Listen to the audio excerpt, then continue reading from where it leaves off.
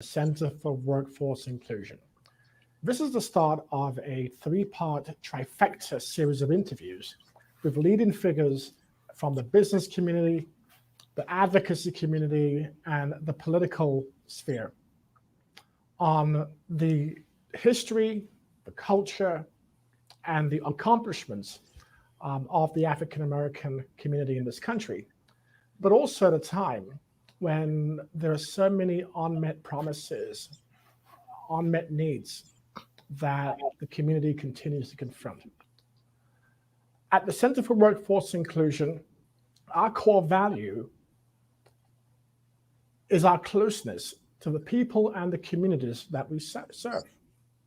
Our proximity allows us to interpret raw data through the experiences of those with whom we come into contact. Our proximity informs our response. Our proximity drives our solutions. For ZipRecruiter, Ian Siegel and his team are also the fortunate beneficiaries of proximity, because they are bringing together the unique needs of companies seeking to find talent and workers seeking to find opportunities in the job market through the hiring process. There is nobody in this country better suited to respond to these questions I'm about to ask than Ian Siegel, founder and CEO of ZipRecruiter. Ian. Hi, Gary. How are you? I'm good. Looking forward to this. It's great to see you. It's funny, I read your book over the last few days, and I've read it a second time to prepare for this conversation. And what struck me before I went into all the different sections was your very first chapter. Accept the truth about bias. And what it means through the perspective of age, of race, of gender, sexual orientation, and how that informs people's decisions. Can you talk to me about that, please? Yeah, I, over the pandemic, wrote a book that I had long wanted to write, which was to educate job seekers about how the modern job market really works. And my focus, my original intent, was to focus on the technical details of how you write a resume, how you submit it, and then how you answer questions when you go through an interview process. Because a lot of the conventional wisdom job seekers are given, which was right 5 years ago, is truly no longer right. Yes. However, when I sat down to do the research, what I was confronted with over and over again was the overwhelming impact bias has on every single part of the hiring process, to the point that I realized that to write this book and to advise job seekers to the best of my ability, I actually had to spend more time talking about how to hack the bias that exists in the interview process in order to achieve success in finding a new job or a better paying job than it was just the technical details of participating in the process itself.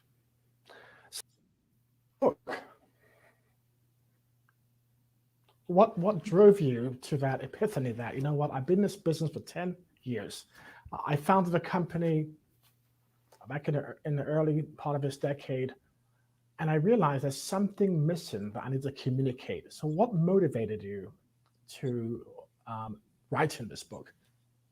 Well, in addition to using the trove of data that existed inside of ZipRecruiter that looked at who applied and who got hired and what the process was in terms of the average length of time or the number of times they look at your resume or who gets called in for interviews, I started to look at things like, okay, so you've been called in for an interview. How do you do well in an interview? And I read all these sort of traditional books that talk about the right way to answer questions. But I also steeped myself in the psychological research around how you make a good first impression. And when I went to that body of psychological research, it was absolutely stunning what it revealed, because so much of how you get hired comes from what happens in literally the first 20 seconds that you encounter another person who is interviewing you for that job. And so much of the bias that they bring to that impacts how they view you in those first 20 seconds. And literally, they will come to conclusions about your competency, your warmth, and ultimately your hireability before you have said more than 2 paragraphs. So it is imperative that you present yourself in the first few seconds. In my book, I said, don't die in the first 20 seconds. It is imperative that you understand that bias that they are bringing. And I gave you explicit tips and tricks for how to hack humans, because apparently we're all very simple creatures. Well, let's talk about bias for a moment, please, because I had this conversation with a former colleague, and her name was Kathy. Kathy is a brilliant graphic designer. I've worked with her before. She's worked for many well-known brands. Kathy works in Washington, D.C. for a very prestigious organization through which, on the back end of the COVID pandemic, many of the younger employees have joined the ranks of those who are in the Great Resignation. Kathy's trying to find another job. She's applied for 27 jobs. And when she has her phone interview, after they've seen her portfolio, folks are overwhelmed with appreciation and accomplishment and feedback about her accomplishments and what she could deliver to them. Kathy gets to the interview on Zoom, and she sees the faces drop when they realize that Kathy is a 52-year-old woman. Yeah. She doesn't look like the person who's interviewing her, and she doesn't get the job. Yeah. And age bias, particularly for women in this country, and also minorities, is a major issue. Ian, can you talk a little bit about age bias and the challenges people are having to confront when they're trying to move into the next position, but yet they cannot do that because of that bias? I mean, the group in this country that unquestionably faces the most significant bias is women over 50. And it spans race and it spans job categories, but they are the most biased, disadvantaged group in the entire United States. And it is real. And the number one fear that employers have expressed as regards to anyone 50 plus is a lack of technological sophistication, so that they're unable to keep up with how the modern workplace works. And a lot of people have talked about retraining and the importance of retraining. And the reality is, when we say that, it scares people because they think retraining means they've got to go back to college and become a data scientist. But what employers are really looking for is they want to know that you know how to use Gmail. They want to know that you know how to use Slack. They want to know that you're not afraid to learn a new piece of software. And so to confront that kind of bias, my advice to anyone over the age of 50 is, in the headline of your resume, you want to put a sentence that says something like tech savvy, fast learning, experienced professional in X, because you want to address that bias as quickly as possible. But let's be very clear. Bias is the most powerful force that exists inside of that hiring process, and overcoming it is non-trivial. I mean, Malcolm Gladwell, just to put an example in front of you, ran this fascinating orchestra. He commented on this fascinating orchestra experiment where orchestras were overwhelmingly 90% men, 10% women. And so they did an experiment because they thought there might be bias in the interview process where they give them their auditions. So they had them go behind a curtain, and the people in the audience knew they were in a bias experiment. They knew it. They knew they were in a curtain. And so they had them go behind a curtain, and then all the candidates auditioned. And what happened? They still picked men. And they were like, wow, maybe men are just better at playing instruments than women are. And then one of the researchers said, I know this sounds crazy, but I still think I know who was a woman when they walked on stage, because I could hear their high heels clicking on the floor. So they repeated the experiment barefoot. And when they did that, it was 50-50 men and women. So even when you know you're in a bias experiment, you can't turn off your bias. That's how strong bias is. So That's why I said in the book, you have to absolutely confront it. You can't treat it like the world has to change. You have to address the world as it is. Yes. And it's funny you said that, because Kathy's story extends to your scenario. She said to me, Gary, these folks believe that I'm not tech savvy. Yes. I have got a 16-year-old son. Mm-hmm. Where do you think they think I live? Under a cave? And older parents of teenage children, most of them have kept up the use of their technology because they want to monitor what their children are doing. And so we have an issue that goes beyond, it's not just bias, it's really about culture and how our culture addresses the issues of ageism.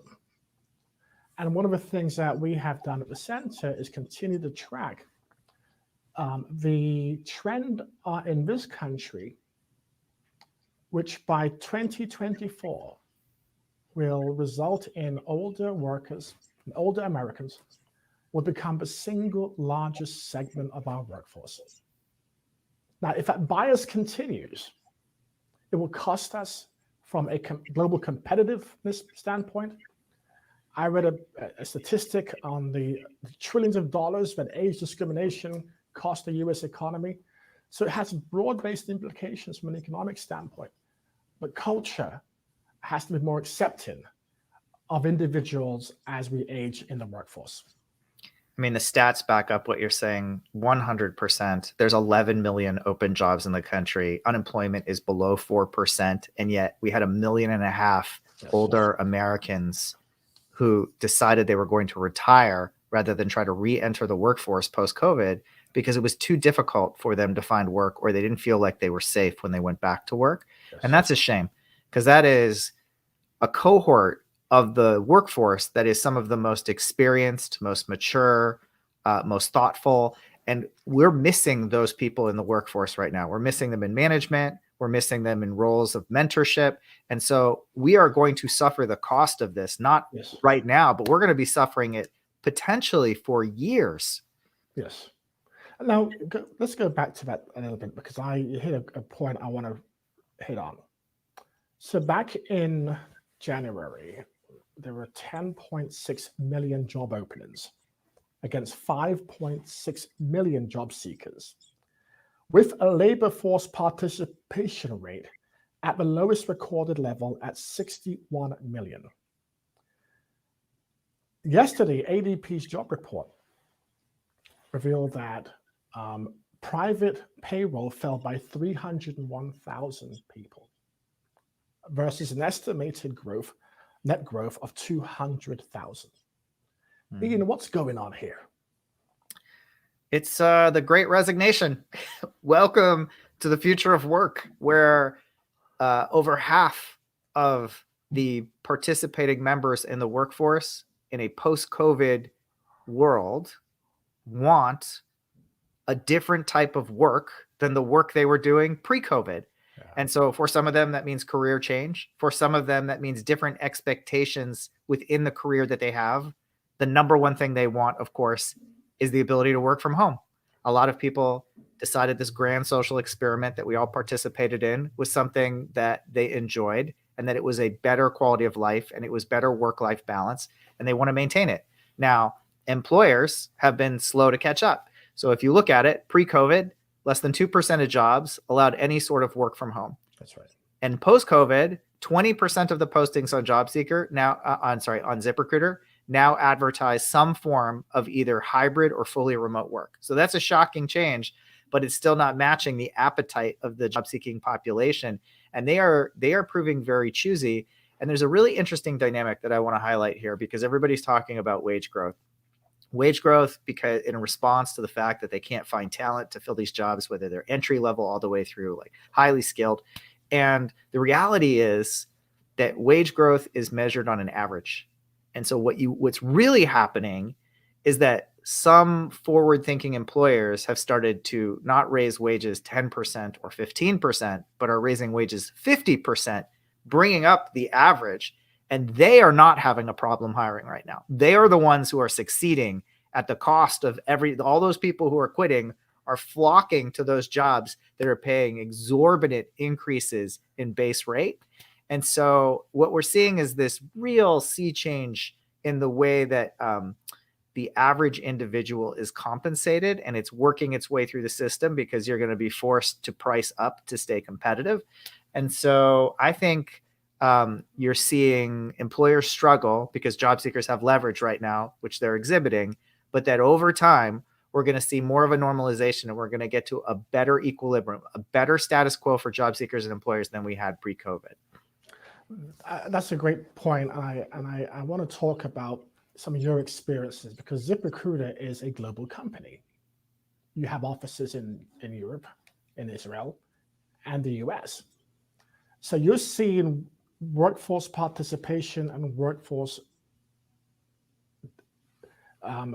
development and engagement practices vary across culture and countries.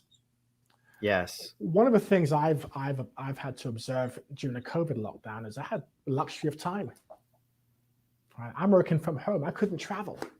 Mm-hmm. So I'm watching BBC and Sky and all those other channels, CBC. I'm watching how these issues around the so-called lockdowns has affected how people view themselves and their governments, their society, and what kind of underlying changes they were signaling that they thought necessary in a post-COVID environment. In many countries, Ian, that compact between employer and their employees is fundamentally different than it is in this country.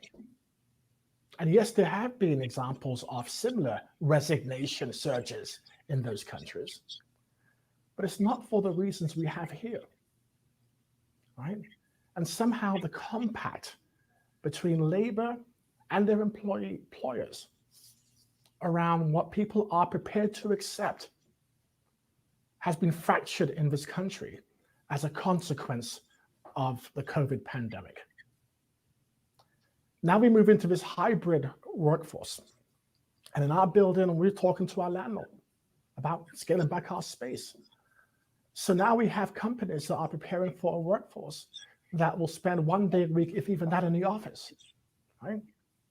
So if you can visualize the future of work, right, and what it means for people to find employment where the skills may be different, where the expectations may be adapted, and where they're seeking a different kind of response for the employees on issues around benefits, issues around understanding, and the like.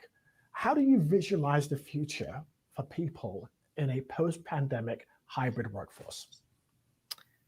Well, you're going to see changes on both sides of the job market. And you're already seeing it with employers who are realizing that the reduction in available workforce is forcing them to change many aspects of how they run their business. And where that really plays out and impacts us as the customers of those businesses is in the level of service that we can expect, because they simply cannot staff enough to keep their business running at the same service levels that they had previously. But for job seekers, and really for the whole general workforce at large, I think this has been an awakening. And I think what you're going to see in the future of work is a radical shift in everything from compensation to education to flexibility of schedule. Because if you aren't offering perks like good benefits, or if you aren't offering perks like career growth, if you aren't offering perks like flexible schedules so people can easily navigate the challenge, particularly if they have children, you are no longer competitive.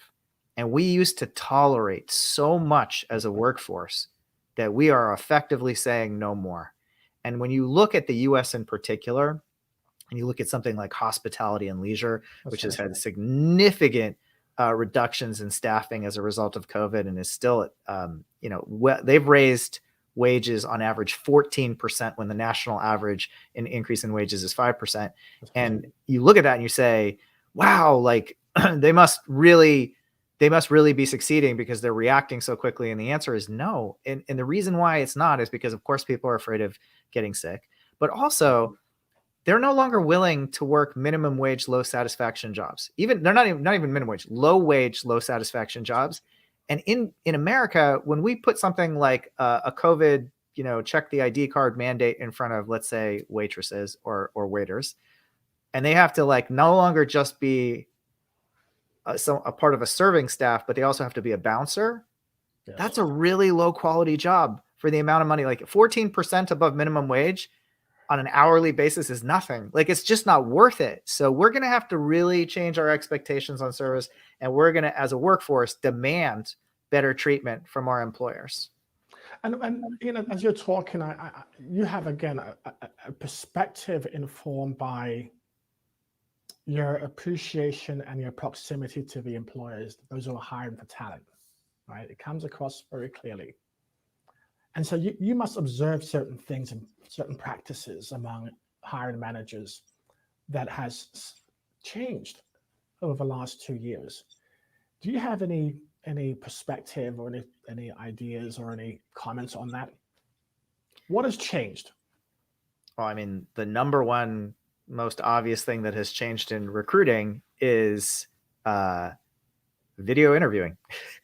We're all hopping on video calls, which effectively facilitates a much more efficient process for meeting and getting to know candidates, because you no longer have to do the coordination of schedules where you're bringing people into the office. It should theoretically allow for much faster turnaround in terms of communication than what we've historically done as employers looking to hire talent. And you're seeing that. You're seeing employers get really quick when a good applicant comes in to sort of jump on that candidate and get them talking face to face, creating a human connection as quickly as possible. And we talk about this all the time, which is the whole job market is very inhuman. The whole job market, the way it works, has been very much off of a resume, and then you bring somebody in for basically a bias session. Mm-hmm. And so now we have an opportunity to not just change the way we work, but to change the way we get to know each other, to decide who we want to work with. And we're seeing meaningful change in how employers are processing and interviewing candidates right now. Wow. It's funny because you mentioned technology and how we communicate. We can now interview on these platforms, many of which none of us had heard about before COVID. I recently wrote that Zoom has become part of our everyday vocabulary. 2 years ago, nobody outside of academia knew what Zoom was. Mm-hmm. Right? And that's sort of how much things have changed. But as we think about Black History Month, as we think about marginalized communities, let me go back to a statistic I pulled yesterday.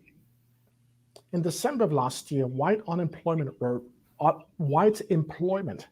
rose by 665,000, while Black employment fell by 86,000.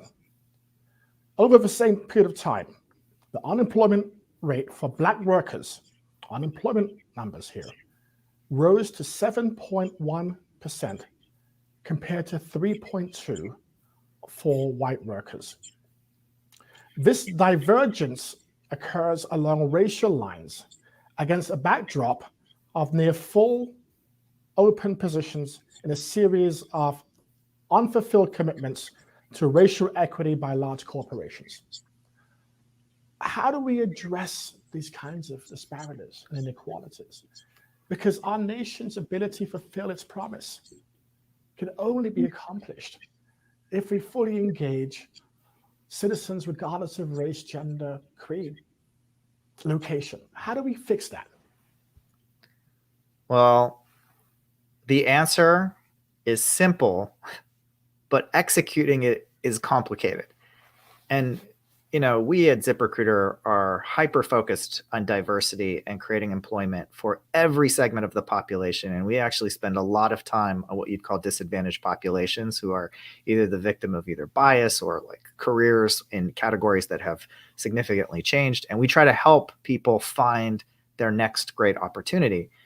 And when you look at all the data on all the work that's been done with all the different tactics that have been deployed, one thing sticks out more than anything else in terms of creating a market that is receptive to hiring everyone.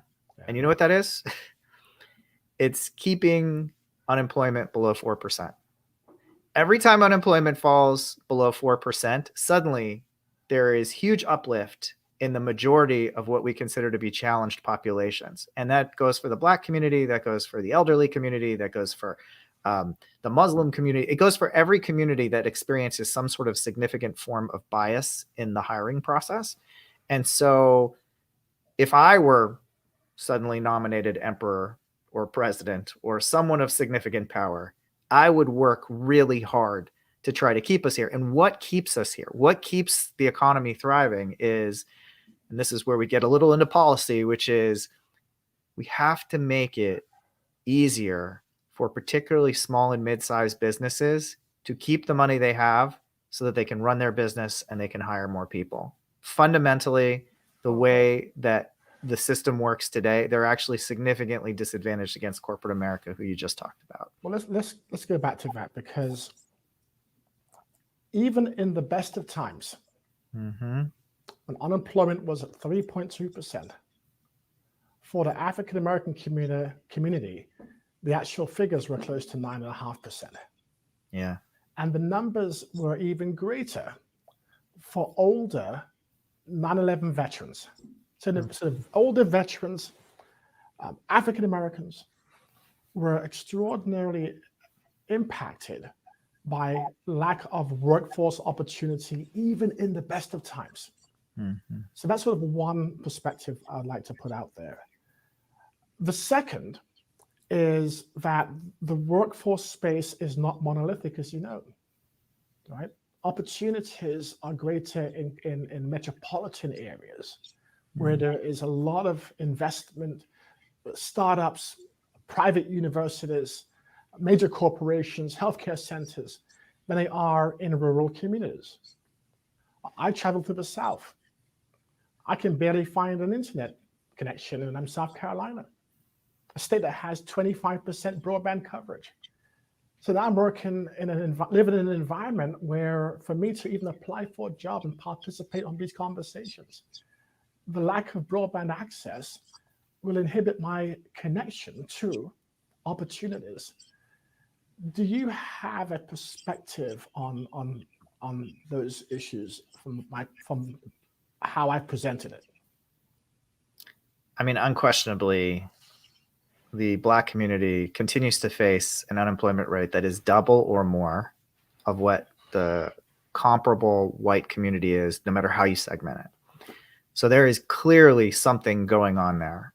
Some portion of the answer is bias.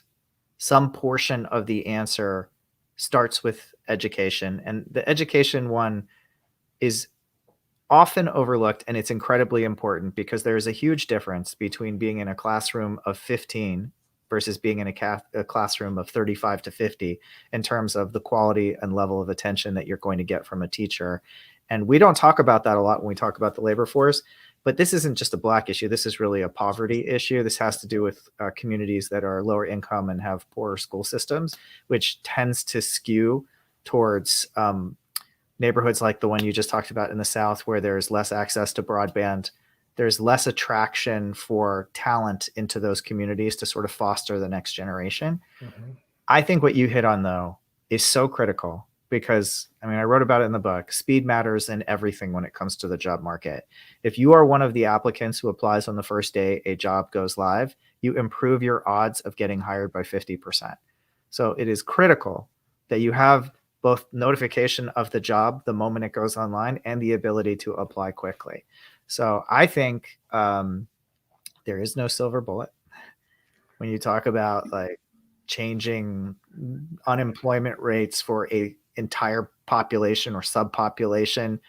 There are so many factors that go into it, but definitely access to technology, education, and then training. I mean, even the most sophisticated populations. I wrote a book for how to get a job fast because even the best job seekers on ZipRecruiter do not understand how the world has changed in the last 5 years. Wow. And how bad so much of the good advice 5 years ago will impact your ability to find work quickly.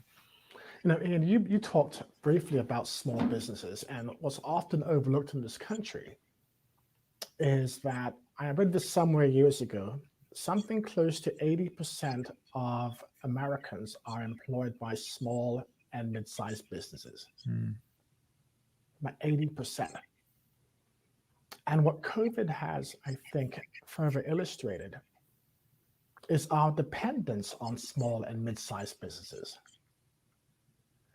And when we think about the local economies, again, if I look at it through the prism of underserved communities, I read a startling statistic about a year ago that said between March and October of last year, of all the Black-owned businesses in this country that had to close because of COVID, only 40% were likely to reopen. 40%. I mean, go ahead. Sorry. So now we're getting into sustainability, we're getting into the role of small businesses in local communities, how they become anchors for these communities, which probably gets us into the political space, which I'm trying to avoid today. But there's so many issues, right, that we have to think about in terms of how do we provide support? How do we provide greater access to a segment of our economy that we are so dependent on, and it's particularly noticeable in Black and brown communities? I mean, when you look at the distribution of PPP funds, so there was the stimulus that was given to businesses to help them stay solvent during the period when COVID first hit. There's such a disproportionate distribution to already successful, and I'll just say white-owned businesses, because it was truly the larger, more sophisticated businesses had the means to quickly interpret the process and participate in securing some of those funds for themselves. And, this was a real failure when we look at COVID's onset of state. It was an indictment of state governments across the country, because both the distribution of PPP funds and the distribution of unemployment money to individuals who were laid off or terminated or furloughed as a result of COVID, you saw countless stories of individuals who took months to get their first unemployment check, which is a tax that they've been paying into for their entire career, and it was unjust. You saw countless businesses go out of businesses that were literally the target of and should have been an immediate beneficiary of the stimulus funds that were paid out. And so, I think one of the things that we learned during COVID is that our local governments aren't good enough, that they're not taking the responsibility of that social safety net seriously enough. Like they were given a test of their readiness, and they failed. So this is something that if we do not address, it's the foundation of keeping businesses like the ones you talked about solvent, and it's the foundation of keeping individuals who are hard hit by act of God crises like COVID solvent during a period of extreme uncertainty. It's funny because extreme uncertainty is a profound statement, because I've often opined that one of the lessons of COVID-19 and the pandemic was we did not have a resilient workforce that could be sustained through a global pandemic. That if you look at Singapore, it's my favorite soapbox here, they invest 1% of GDP on workforce training. Their economy didn't shut down, and they maintained full employment. Germany, massive ongoing retraining policies and programs. They invest 50% of GDP on workforce training. The unemployment levels barely moved. The Brits had the same thing because they have a social safety net that kept people secured their health care, but also the government helped a bit to provide subsidy. We're the only country that was forced to shut down completely and then furlough and then lay people off. We're the only country that experienced and massive amounts of federal dollars pumped into the economy to keep people afloat. We are a non-partisan organization. We're the 501c3, but we have to acknowledge where our fundamental weaknesses are from a social policy perspective and how that then informs economic outcomes. Have you seen similar kinds of observations from your presence as a global company?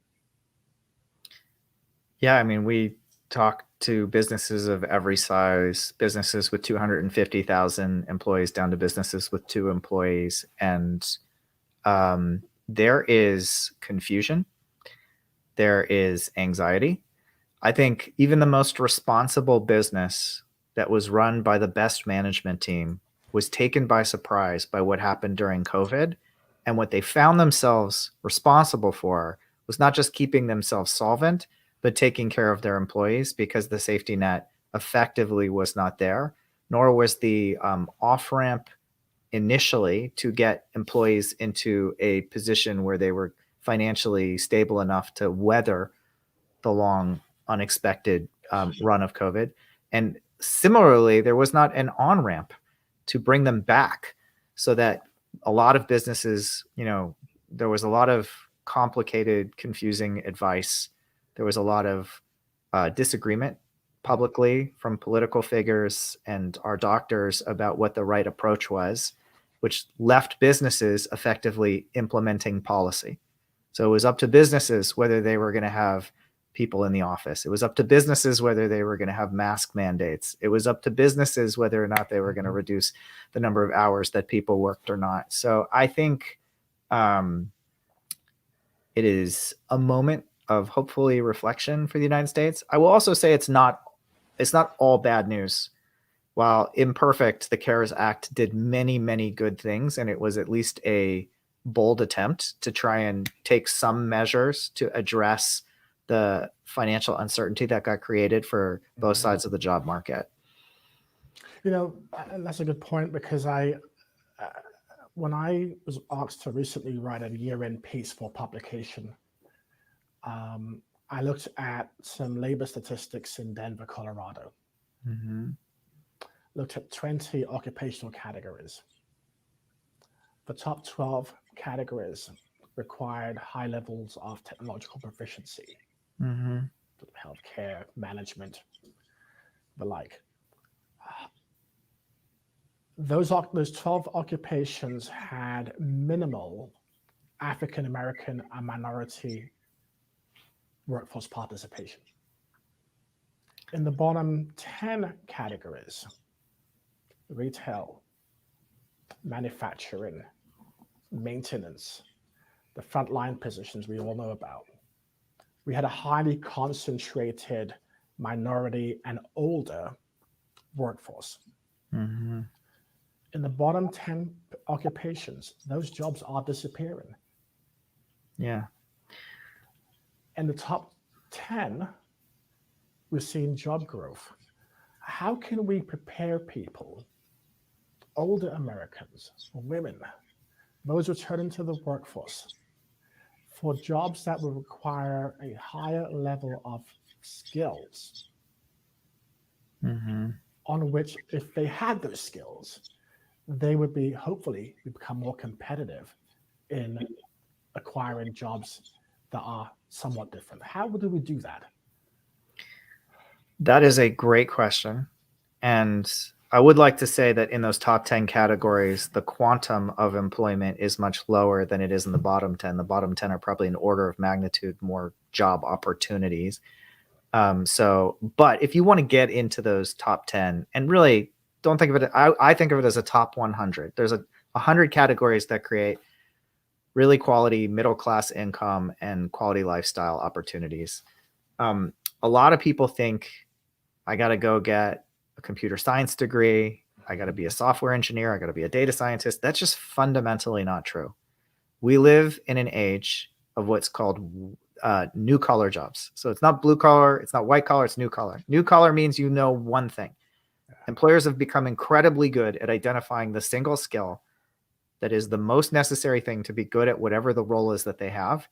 And often that skill manifests itself in a single piece of software. So that software can be AutoCAD. That software can be Pro Tools. You don't need to be a technologist to learn the software. You need to have the patience to go through basically a 3 to 6 week training course. An example I like to use in this is it takes multiple years of training to become an airline pilot, for which you get paid a reasonably good wage, something somewhere between $80,000 and $100,000. It takes 4 weeks to become a drone pilot. And if you can fly a drone, and drones are being used in a multitude of industries now, everything from real estate to security to farming. If you can fly a drone, you can make that same money after basically a month that you could have made through years of training learning to fly an airplane. Yeah. So the opportunities are there, but I say this to job seekers all the time. Nobody is coming to save you. Okay. No one's going to come walk you to the training room where you're going to sit down and learn it.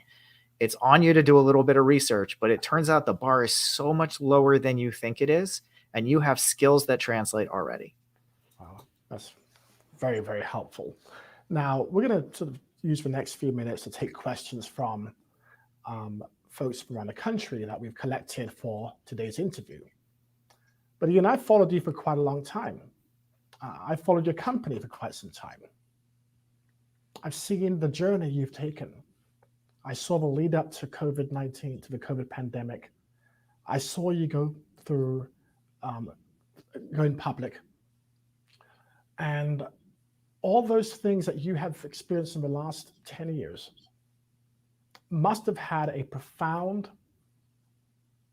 impact on you about what you've learned about yourself, how those things have informed your leadership, how those things have informed your relationship to your employees, right?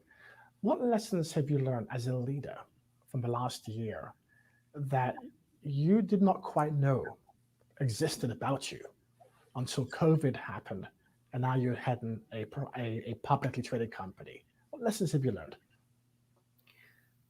I'll tell you the biggest lesson. I learned many lessons, but I will tell you the biggest lesson. I am a huge advocate of people being authentic and treating each other with respect and basically what I call being human. Like treat people like real people, not like they're employees of a corporation. And there was a lot of prescription about what best practice was in terms of how you manage a workforce to minimize risk. And one of the things that I would do pre-COVID is 4 times a year, I would get in front of the company and hold an all hands where I would have a meeting with a carefully orchestrated presentation to deliver information in just the right way. And when COVID hit, it was an emergency and we all had to go remote. And suddenly we couldn't be in person with each other anymore. Mm-hmm. And I implemented a weekly all hands meeting where I got in front of the company and for 20 to 30 minutes once a week, I brought us all together and I told them what was happening, what I was thinking, and we didn't have a lot of time to prepare, and a lot of it was unvarnished, but it was true, and it was a real conversation, and they could even ask questions during that meeting, which I would often take on the fly, and it completely changed the way I lead. It completely changed my style of leadership. Wow. Because that weekly meeting made us much more of a group of people working together than any of those prepared presentations did. And I made mistakes. I said things imperfectly. And you know what? The company is better for it because people know that I am going to talk to them and tell them the truth as I know it, as soon as I know it. And they feel like we're in it together. And it has been the greatest revelation of my career. And it completely changed the way that I think about leadership going forward. And the company is better for it. I believe so. Yes. Terrific. Well, Ian, thank you so much. We'll take the next few minutes to put forth some questions for you from a group of people that we've reached out to from our network. We have some questions for you that I'd like to share. So this is from Mavis in Mississippi. I work with a lot of employers in our area to expand the hiring of older workers. What advice can I give employers to help them avoid unintentional bias and find candidates who are a good fit but can't get through the online application process? This is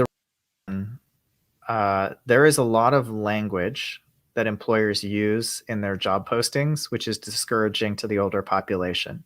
So language like, we are an energetic group of go-getters is a turnoff for people who are 50 plus, because it's code. It's saying like, we're a bunch of young people who like to party together. So that's one of the things that you want to look at very carefully if you're an employer trying to attract older workers. But let's talk about how powerful bias is for a second. Google, which we all agree is the ultimate meritocracy in the country, discovered when they looked at their own data that if you had an African-American or a Latino name, you were 18% less likely to get brought in for an interview. And so the head of HR for Google at the time went to the current African-American and Latino employees and said, I'm going to put you into the interview process to make sure that we eliminate this bias. And guess what? It turned out those employees had the exact same bias as their white colleagues against people with African-American and Latino names. So overcoming bias as an employer is almost hopeless. Like it's so powerful that you're so unaware that you possess it. So it's on you. You're the job seekers, the older population that is applying. You have to hack the bias of the employer, and they will thank you for it if you can do it. But whether you realize it or not, their number one concern is your tech savviness and your physical fitness. You need to convey as quickly as possible that you are someone who is ambulatory, who is capable of driving a car, and who is able to learn new software. And that might sound overly simplistic, but if you put in a headline that you are a tech savvy, fast learner who lives an active lifestyle and is looking forward to a new challenge, you have set yourself up for success at the cost of writing 30 words. Wow, thank you. Next question comes from Rochelle in Massachusetts. I'm an older worker and a professional. I've kept up with my skills training during COVID. I've completed a lot of online classes and applied for several jobs through online applications. I'm not getting any responses. What can I do to get notice when I can't speak to a person? Mm-hmm.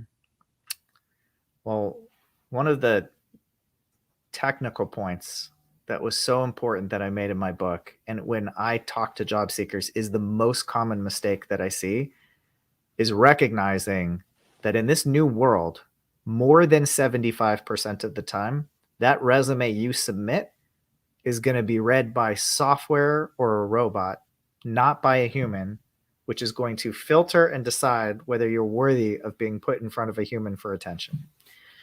And it is imperative that you write a resume that robot can read easily. A lot of people, whether they realize it or not, are putting language into their resumes that is difficult for that software to interpolate. Mm-hmm. And as a result of that, their actual skills are not getting correctly indexed.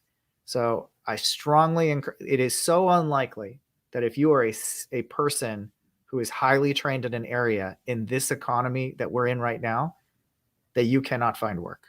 It has just never been a better job market for job seekers. It is literally not just a golden age. It is the golden age that has ever existed.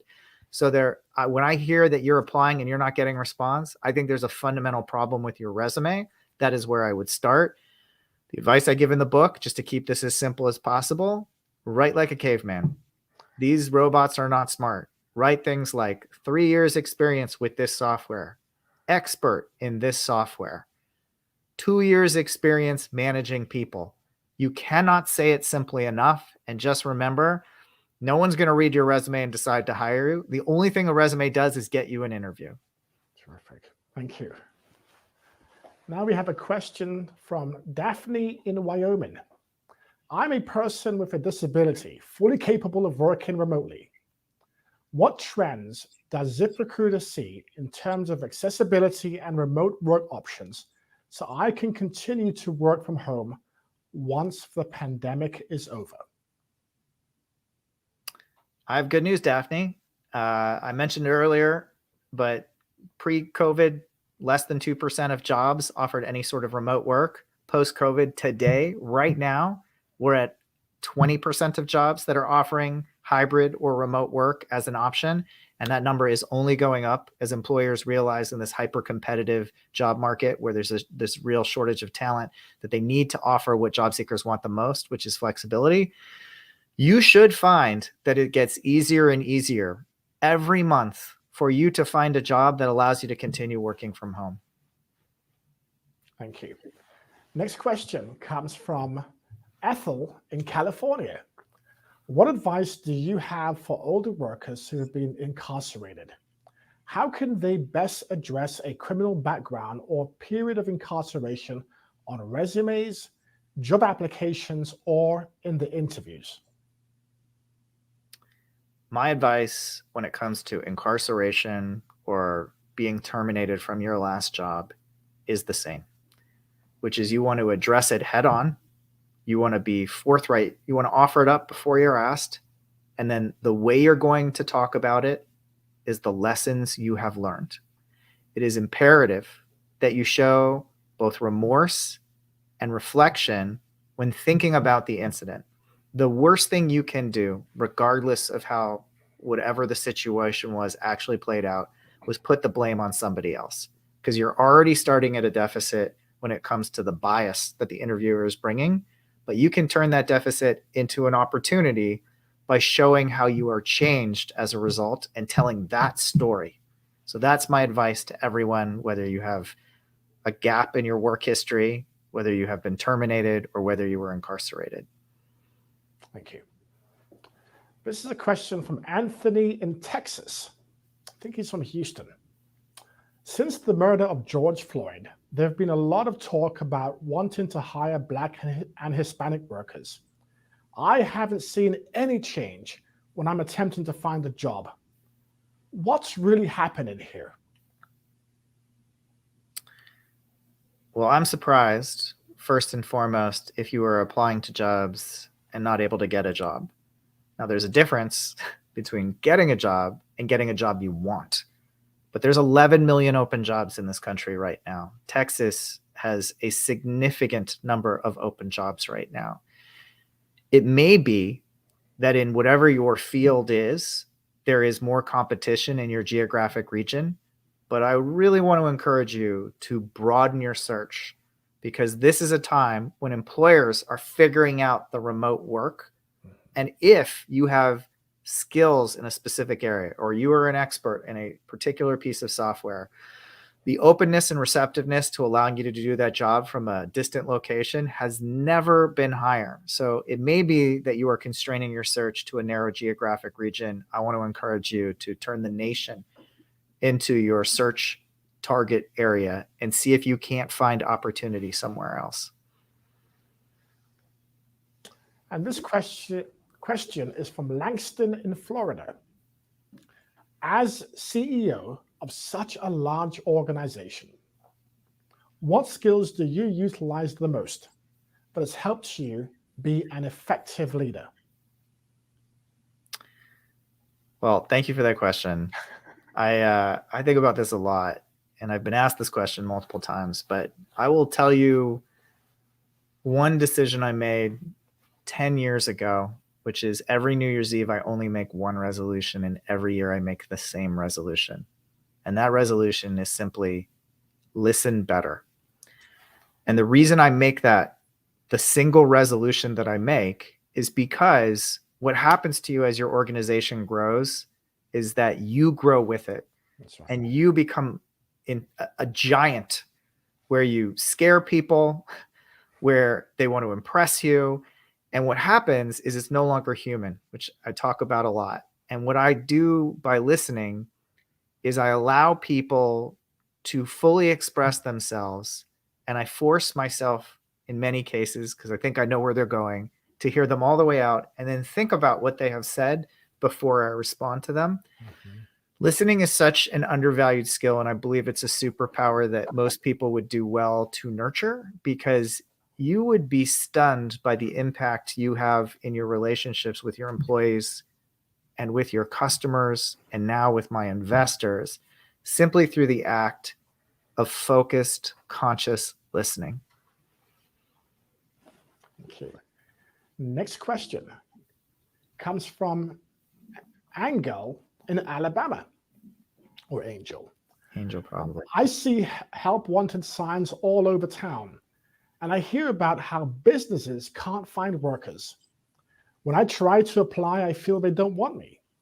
They only want younger workers. I'm ready to work. How do I get them to want me? Well, not sure what the specific details are of the kind of work you're looking for, but I will tell you a universal truth, Angel, and that is people are incredibly biased to like people who like them first. So if you are going in for a job application and it's actually a help wanted sign where you're handing your resume over a counter or you're talking to another human being, here's the sentence I want you to use. I call this the magic sentence. Are you ready? I want you to say, I'm so excited to see that help wanted sign in your window.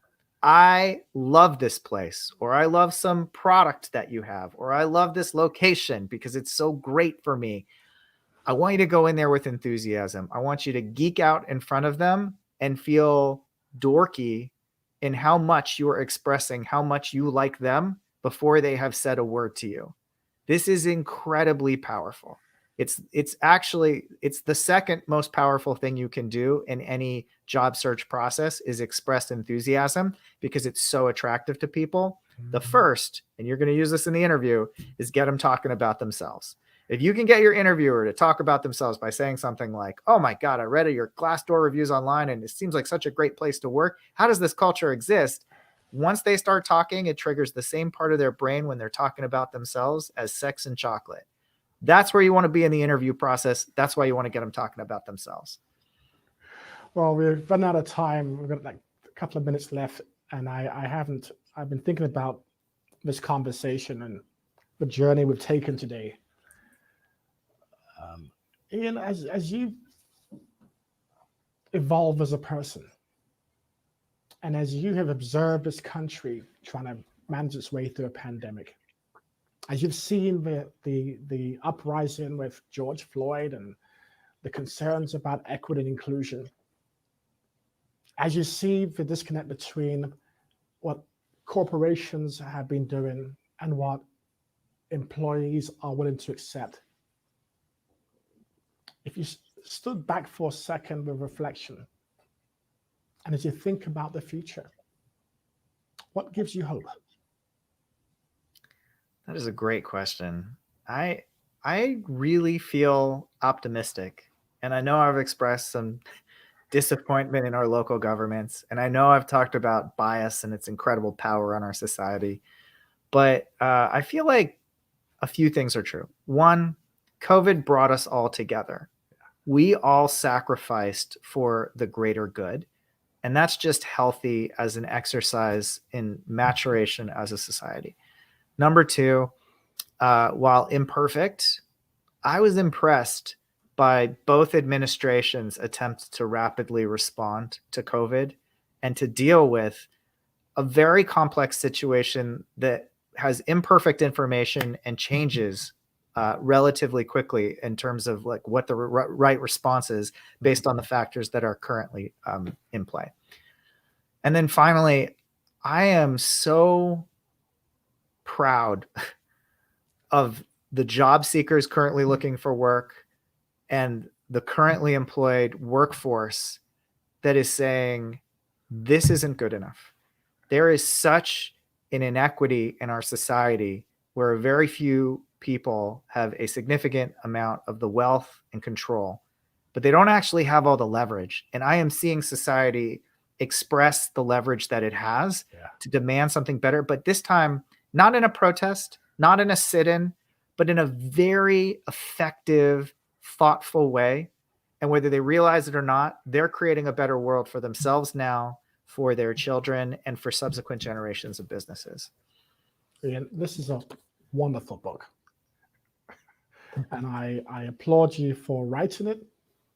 I really thank you for being here today. You spoke with conviction, passion, and humility. And I so appreciate the work you've been doing at ZipRecruiter and the resources that you have provided for job seekers to try and find opportunities in a workforce that they're seeking to engage. I so appreciate you for that. So thank you very much. Thank you for having me.